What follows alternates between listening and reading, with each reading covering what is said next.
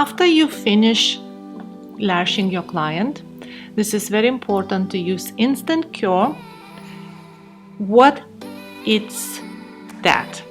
This is the solution to help improve lash retention.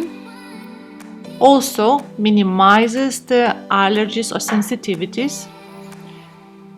Great tool. Your clients will love you for that because the lashes will last 30% longer than normal.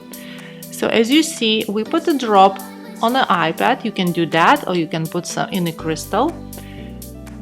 And then using 2 micro brushes, you're going through every single lash from underneath and from the top, but only apply instant cure on this part of the natural lash with extension where it's bonding, so where the adhesive part is. You don't need to go along all extensions. This will help you. As soon as when to apply, sorry I didn't mention that. When you finish the set, just leave it for 2 minutes and then you can apply instant cure.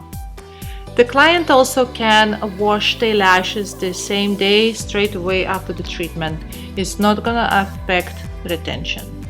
Happy using it, and I would highly recommend you to do that for every single customer.